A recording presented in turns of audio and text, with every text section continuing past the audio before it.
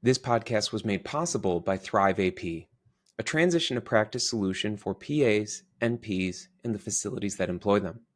Thrive AP's educational curriculums accelerate skill application of advanced practice providers, improving outcomes, retention, and career satisfaction. Thank you to Thrive AP for partnering with our show. Hi, everyone. Welcome to White Coats of the Round Table, a healthcare podcast focused on non-clinical careers, career development, and burnout prevention.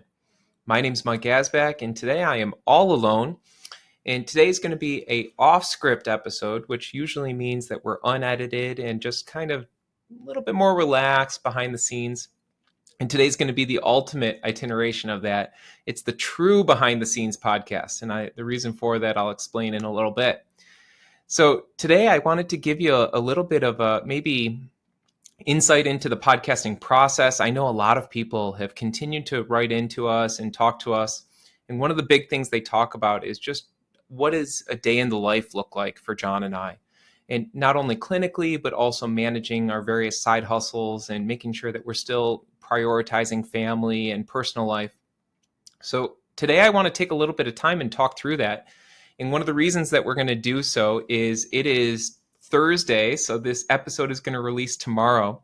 We have an incredible episode lined up that we did with a guest recently on the importance of advocacy in healthcare. But we're having some technical issues with the files, so we're still trying to hunt down a non-corrupted file and find something that can provide an audio product that is of good enough quality to release. So hopefully we can salvage that, and in the advocacy episode will be coming in the near future. But beyond that, then we also had some scheduling issues this week that came up because once again, we're juggling a lot of things between John and myself. So we needed to create an episode that is somewhat last minute. And I thought this is actually a great opportunity to talk about how we manage everything, what does a day in the life look like, and how we, have found meaning and purpose, but also have prevented burnout. Because certainly John and I are both trying to do a lot of things and also do so not at the expense of our stress levels, our sleep, or our personal lives. So just to give an example today, once again, this is the day before the podcast will release. And I actually just got off a presentation this morning for one of the pharmaceutical companies that I consult for. I gave a presentation to their sales force, so their reps, on the clinician perspective of depression. So that was actually a lot of fun. Not a whole lot of prep work that went into that. It was more of a fireside chat. So I was able to just speak on the unmet need of depression, what clinicians feel and experience when they're treating depression, what patients may look like, and what the patient journey is. And then also just field a lot of really great questions from different sales reps regarding the role of clinicians and how they can play a role in supplement and be educational. Because thankfully, a lot of these companies, really their focus at this time is educational. I think we're beyond the days of pharma reps coming in and giving you free pens and trying to entice you to write scripts through various implicit or explicit bribery. I think we're really at a role now where they come in and it's product service. The reps, at least that call on me, are there to ask if I need any help with prior authorizations, if I need any resources in terms of access to educational material or recent research or studies that have been published. So it was a really great opportunity as a clinician to hopefully help advance that educational goal for this pharmaceutical company. So that was my thing this morning. So already I'm several hours into this day, even though it's only 10 a.m. And now I'm going to try and line up this recording and then get this over to our editor. And then I'm going to hit the road and drive over to Massachusetts. I'm giving another educational talk for a different pharmaceutical company tonight in Amherst, Massachusetts, so over at UMass. And then in the brilliance of my poor planning, I'm then going to get back on the road, drive home, because the very next day I have patients in clinic. So I'm hoping to get a hotel halfway home, get into the hotel by midnight, and then get up at 5:30 or 6 a.m. to get on the road so that I can get back here for clinic. So just a little bit of an insight into a somewhat busy and chaotic day, but a great opportunity to maybe talk about how I have found good balance with that. So I know within the podcast, we often talk about the importance of preventing burnout and making sure that you're seeking a role or finding a role within healthcare that gives you meaning and purpose. And very often we talk about non-clinical roles as a path to that. My experience is a little bit unique because I am still a full-time clinician and I don't plan on leaving my clinical role anytime soon. My life keeps getting busier and busier. So, there's always the struggle to find good balance. And certainly I've had to dial back a little bit in terms of my clinical volume. But I never want to fully walk away from clinical work because it is something that I really enjoy and I love, and it brings me a lot of gratification and sense that I'm part of something greater when I'm able to help patients in the mental health space. But because of that, I found a lot of fun and interest in little side hustles and hobbies, including the podcast. But I do a lot of consulting for the pharmaceutical companies. I also do a lot of marketing consulting, so helping them strategize on how to market to clinicians. What is a message that is compelling? What is a slide deck that will be educational and helpful? Those types of things. And then I also do a fair bit of medical education presentations as well for different CME companies, for different organizations.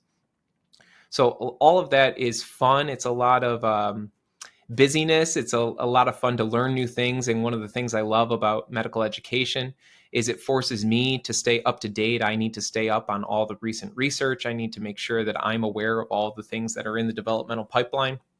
So it certainly makes me a good clinician or a better clinician as well. But it's also something that is maybe a little bit tough to balance at times because I am still a full-time clinician.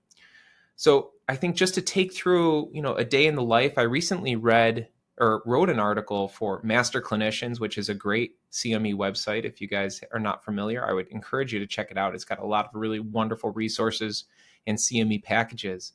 But I wrote a blog post for them that was just a day in the life of a psych PA. And I kind of wanted to expand on that, maybe less clinically focused within this podcast episode, because we really are a podcast that discusses non-clinical things, but at least talk about what a typical day looks like. So for me, I feel like I'm blessed in my ability to pursue a lot of these side hustles and different things in addition to my role, because my job is really rather flexible. And not everybody has this level of flexibility, but because I work in psychiatry, I'm in an outpatient clinic. So I work banker's hours. My role in clinic, I'm generally here from 7:30 to 3 seeing patients. So I usually show up, 6:30, 6:45. But I do try and really prioritize getting the heck out of the office as early as possible. I do not like working late nights. So when I was younger, when my kids were younger, I would work 4 10-hour days and I wouldn't get home until 6 or 6:30. And when I was growing up, my dad worked a lot. He worked very hard. But one of the things I always remember is as a little kid waiting for my dad to get home so I could say goodnight to him, before I went to bed. And so one of my pet peeves is I always want to try and make sure I'm home as early as possible. So I thankfully have a job that allows me to start seeing patients at 7 in the morning and then finish seeing patients rather early. And now as my kids are school age, it's really quite nice because most of my kids get off the bus around 3:30, 4 p.m. and I'm home pretty close to that. So that really allows us to prioritize that time from them getting off the bus to dinner time. And now as we're getting to that stage of life where life is busy with sports, usually after dinner is filled with some level of activity. So I really think that 4 to 6 p.m. time is a high priority, and I'm very intentional about making sure that that's there. But when I'm at work, I start early. I then see a lot of patients. I generally, on a normal workday, will see anywhere from 25 to 30 patient encounters. Now, my job is one where I'm seeing a lot of patients, and I'm usually moving pretty quickly within my role. I run an interventional psychiatry department. A lot of these patients are coming in for various interventional treatments for their mental health. So I may be seeing them just for 5 to 10 minutes before they receive an injection or before they receive some sort of procedure. So very often I'm just checking in with them to make sure that everything is still going okay, to make sure that we're not having any side effects or new changes because of the treatment, and then giving my verification or green light for the treatment to proceed. So these are visits that do allow me to move pretty quickly, but 30 patients in a day is certainly, there's not a lot of downtime. We're moving at a pretty good clip. What I try to do within my day is I do try and make sure that I don't have downtime. So I want to be very intentional whenever I'm at work of making sure that if I have any spare time, I'm using that towards something productive. And the nice thing with all the consulting work that I do is that a lot of it is asynchronous. I may be, working on a slide deck for a CME company or writing some sort of editorial. And all of those are things where if I have 10 to 15 minutes here or there, I can just grab it off of my cloud and continue to put some work into it. And I really try to work hard to make sure that when I'm at the office, I'm not sitting around doing nothing. I don't, the way that I see it is it's a loss if I have maybe a patient cancel and I have a half an hour free in my day. If I'm just sitting there, scrolling Facebook, that's time that I could be using towards some of this asynchronous work to make sure that when I go home for the day, I can actually be home and enjoy some time that's away from work with the family, with the kids. So this means that usually my lunches are working lunches, and that's something that I enjoy. I get a half an hour for lunch, sometimes 45 minutes, depending on patient scheduling. And typically, I like to use that time to try and catch up on work. So that may be either writing patient notes or charting, which I'm sure everyone that's listening is no stranger to. So often charting is the bane of our existence. So it's not uncommon for us to have to play catch up on that. But even working on an editorial or working on medical writing stuff, working on various research, reading a meta-analysis or a lit review for some upcoming project. I want to make sure that when I'm eating or when I'm taking a break, that I'm still trying to work on something productive. Beyond that, I think it's really important for me to make sure that I'm organized. So one of the big aspects of this is that I always make sure I live and die by my Google task list. And that's the way that I've stayed organized. And one of the ways that I've been able to maintain a good balance, even with many side hustles and projects, is having that task list, so that if I have 15 or 20 minutes that's free because a patient canceled, or maybe there's a patient that I had in a half-hour slot that ended up only being a 5 or 10-minute visit because things were going well, I can go to my task list and then either look for opportunities for low-hanging fruit. Maybe there's a task that I need to do that is, a relatively short and defined task that I can accomplish in that time period. Or I can, pull up a journal article that I'm working on and maybe write a paragraph for it, or maybe find a couple more resources for it. So organization, but then prioritizing tasks and goals, have found to be really helpful. So within that, one of the organizational things that I try to do is at the beginning of the day, I try and identify what the most important tasks are that need to get completed for the day. If I have something that has a deadline or a due date, I want to make sure that I'm prioritizing that either first thing in the morning before I start seeing patients so that I can get it knocked out before the day starts, or throughout the day if I know that I may have downtime or a little bit of time in between patients to do that. By using this to-do list, like I said, I use Google Tasks, but there's a lot of different task management lists out there. Asana, Monday.com are great as well.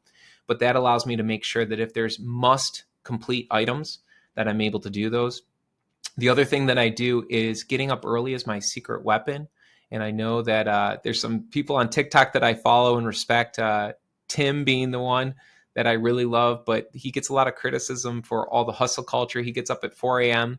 and does 3 or 4 hours of work before his family even gets up. I don't do that, but that is my secret weapon. So I don't want to be working at night. The way that I see it is when I leave work at 4 p.m., unless I'm traveling, unless I'm doing a dinner program or a talk, when I'm home, I want to make sure that I am doing everything I can to avoid work. That's family time. That's self-care time. That's not time for me to be on the laptop engrossed in just completely ignoring other tasks or responsibilities from a personal perspective. So what I'll do is if I'm falling behind on some of these side hustle things, then I'll get up early. So normally I get up at 6 a.m. I'm usually in the office by 6:30 or 6:45. The beauty of not having hair and being a guy is I can basically roll out of bed and go. But if I need to, I'll get up at 5 a.m. And I really love that. One of my favorite times of the day is if I get up at 5 a.m., whether it be at home, if I'm working on something just on my laptop, or if I'm maybe behind on my clinical work, I may come into the office to catch up. But there's something just so relaxing and magical about, working at 5 to 6 a.m. when no one else in the house is awake, with a good, fresh, hot cup of coffee. When the weather's nice, maybe even sitting outside and working. It's just very peaceful. So for me, It's not stressful to get up an hour early, but rather I find it to actually be quite enjoyable. I don't do it every day because I want to make sure that I'm not burning out, because if I started getting up at 5 a.m. every day, I would probably start filling that hour with more tasks, and then in the near future, I'd probably be looking to get up at 4 a.m. to try and get all the tasks done. So I do try and only use my 5 a.m. wake up as the in case of emergency break last to get that work done. But that's the way that I've been able to play catch up if I'm falling behind on my work without sacrificing personal time or family time. So the other thing I think that can be really helpful is I generally, if I have days where I'm not seeing patients the entire day, like today being a great example. So on Thursdays, I don't schedule patients until the week before. We just do consults on that day. And that allows me to put blocks in for meetings, for phone calls. So a lot of times Thursdays end up being my admin catch-up time. It's my day where I try and prioritize all my speaking. So when pharmaceutical companies, approach me and ask me to do something for them, I generally will tell them that Thursdays are my day for that. Thankfully, I've reached a point in consulting where I don't necessarily have to take whatever they offer me. I can have some flexibility to say, hey, if you want me to do this for you, it would have to be on a Thursday. And that's led to an incredible amount of control over my schedule, which is wonderful. But within that, I think scheduling and time management is really important. So if I have a day that's maybe going to be more admin focused, I'll sit down and look at the tasks that I have on my Google task list and then try and give some estimate of time to it. So if there's tasks that absolutely have to get done that day because of due dates, then those will obviously be done first. If there's tasks that have more flexible due dates, those will get deprioritized or happen later in the day. But I try and assign a time frame to it. So for example, if I am writing a newsletter for the podcast, I'll dedicate an hour to that. And if I am not able to complete it in an hour, I don't stay on that task. I will work on it for an hour and then move on to the next task to make sure that I'm at least touching all of the activities or all of the tasks that I hope to do that day. By putting all of the tasks that have to get done early in the day, those are ones that are priorities, they have to get done. I'm not able to move on from them if they're not completed. Then as the day goes on, I have the ability to have a little bit more of that flexibility to say, okay, this isn't due until next Monday. I'm going to work on it for an hour. If I do not get it done, then tomorrow or the day after, when I'm forming my task list, it will move up the priority list, but I'm at least still putting some time to it, but not getting completely engrossed and then losing the ability to move other projects forward. So this is what works for me. So at any given time, I may have 5 or 6 different projects that I'm working on, and I'll dedicate half an hour here, an hour there, and just continue to move them forward. And once they get closer to the due date, then I will invest greater time in them or have them be a higher priority as I'm making that daily task list. The other thing that I'm working on, but maybe not as well, is trying to minimize distractions. I think I have probably some subclinical ADD, which is a benefit in the sense that it does allow me to do a lot of different things at once. I don't really struggle to kind of seamlessly go from clinical work and then having a 15-minute break or downtime to just jumping right into a different task and then going right back to clinical work. And I know not everyone can do that. So that's a benefit. But at the same time, I often do get distracted. I do struggle with hyperfocus where I may get into a task and then before I know it, I spent 2 hours researching the glutamatergic mechanism of depression and not realizing that I've blown my entire time that was dedicated to 5 tasks instead of just that one. So this kind of goes back to the importance of time blocking for me, where I'll say, I will work on this. I will research depression and glutamate for 1 hour and 1 hour only, because at 2 p.m. I'm switching to a different task. So that's worked really well for me as well. Although it's a constant struggle to make sure that I'm minimizing distractions and trying to create a workplace that's conducive to productivity. I think beyond that, the last thing that I would finish with, because today will just be a little bit shorter as we're talking about the day in the life stuff, is that I'm constantly looking for efficiency. So in my clinical role, one of the ways that has happened is charting. We know that on average healthcare clinician, about 50% of their time is spent charting. So that's a huge time suck, and it's an area that I'm always trying to improve. We want to make sure that our charting is of high quality, but at the same time, I want to try and find ways that I can improve the efficiency and speed that I chart, because I know that if I can even improve my charting by 10% in terms of time spent on it, that's going to be a significant part of my day given back to me. So I use Dragon. So I have the audio dictation, which is really helpful. I also use a lot of different dot phrases, which if you're not familiar with what those are, you can make these preset phrases that then you can use shortcuts to plug into your note. So I'm able to chart pretty quickly because I've spent a lot of time, really hours and hours, building out these dot phrases, building out the ability to chart in a very quick and efficient manner. So as a result, that's really freed up a lot of time for me, where if I see a patient that is stable, and I'm in psychiatry, so if I see a patient that maybe is has depression and anxiety and the meds that they're on are working and this is just a 6-month follow-up, that's something that I can have charted pretty darn fast, which then once again allows me to free up more time to maybe even plug 5 minutes or 10 minutes in between patients on other administrative tasks here in my clinical role, or even some of these outside side hustles that I like to work on. So within that, I think one of the recommendations that I would give, because obviously I don't want this to all just be discussing me, a lot of the stuff that works for me may not work for you, but I'm hoping that this episode maybe gives some inspiration if you're looking for ways to become more efficient at your job, or if you're looking for ways to try and fit in additional tasks on top of your job. Maybe this can be an inspiration. But I think the takeaway, the call to action for today is that if you are in a clinical role, but you're looking to do more, or maybe you're burned out, so you're looking to transition or pivot to a non-clinical role or maybe a different atypical career path, that sometimes if we're looking to make that transition to a non-clinical role, we do end up having to take on more. For us, the early listeners that have been with us since the beginning, very early on in the podcast, we interviewed Matt Troop, who's a PA who moved from, I think ICU to health tech. And one of the things that he said was helpful in his transition is he identified that he wanted to be in health tech. So he volunteered for every committee that he could at the hospital that had some relevance to health technology. So he was volunteering on the med informatics committee. He was working on different projects and committees within the hospital. And this allowed him to build up his resume, but then also build up his own knowledge and skill set to eventually make that transition to a non-clinical role. It's hard.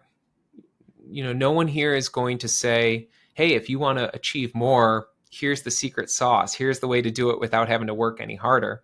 A lot of times it is hard work. At least on my end, it is something that requires a great deal of intentionality. I work really hard, but I also hope that, I am maintaining a good family balance. I like to think that I'm intentional about it, and I may fall short sometimes. I may not always have the work-life balance that I want, but I think about it a lot. So it's something where I'm always thinking about it and trying to make adjustments to make sure that that balance is appropriate for my goals and my desires. But if you are in a full-time role, if you are looking to maybe do something additionally, maybe that is to build your resume, or maybe it's even just because you've been in a clinical role for 10 or 15 years and you feel pretty comfortable with what you're doing, and now you're looking for a new challenge. If you listen to the Betsy Grunch episode, Dr. Grunch said exactly that. She started her TikTok because she felt like she was kind of in a groove from a clinical perspective and was looking for something different and fun. So there's lots of opportunity out there. Don't feel discouraged or feel that you can't take on different projects or different activities because you're in a healthcare role that maybe is full-time and doesn't have a whole lot of flexibility. But the other thing with it is I think healthcare does have an opportunity to have a lot of flexibility. So the hope is if you're looking to maybe eventually transition out of a non-clinical role, is that these side hustles will grow to the point that eventually you can dial back. So maybe you start with something that is on top of a full-time job, but if this is generating income, for example, if you're speaking for pharmaceutical companies or doing medical education or maybe taking on an adjunct professor role at a college, presumably that will come with some degree of income that maybe would allow you to then go to your job and say, hey, I'd like to drop from 40 hours a week to 32. Or if you're in a role that maybe your clinical job is requiring you to work 50 or 55 hours a week, then find a job that allows you to dial back and not have so much overtime or so much commitment to the clinic so that you can diversify your time into activities that may be more interesting or fun for you. So once again, I don't know how helpful this is. I always like to share my experience, and I know a lot of people have been writing in or asking with a lot of interest of just how to balance things and how to make sure that you can find a high degree of achievement and have ambition, but also not do so at the sacrifice of family or at the sacrifice of personal endeavors. If you guys have any questions, if anyone's listening to this and is feeling inspired or maybe feeling frustrated because you're trying to find these different opportunities or find ways to fit in additional endeavors on top of your clinical role, if you're struggling, reach out. One of the coolest things of the podcast for John and I so far has been having these conversations. Obviously, as the podcast grows, we're maybe having a little bit more limited time to engage every single person that reaches out, but just know that for everyone that's reaching out, we're reading your messages. We love them. We are certainly trying to respond to everyone that we can, and we want to respond in a meaningful and thoughtful way that can be helpful for you. But we can certainly have more conversation about this. I think maybe down the road, John can do a day in the life and talk about how he manages his time and manages his primary job alongside of his other pursuits as well. Because I think that can be a lot of inspiration for people, even if it's not exactly applicable to them. So moving beyond that, we'll do a personal item still, even though I'm all alone. So I don't get to copy off of John's, which is maybe a little bit frustrating because I'm not someone who's overly creative. So I generally just like to steal John's inspiration. But today I am actually driving to Massachusetts to do another pharmaceutical talk. And one of the cool things of my role as a consultant, where I do travel, across the country quite frequently, is I get to experience all kinds of different and new things. So I think in previous episodes we talked about it, but one of my personal goals is I want to do the high point in all 50 states. So the highest point in each state. And since starting this project maybe a year and a half ago, I've done 4 or 5. And the reason it's going slow is I'm not necessarily going to make special trips to go do this.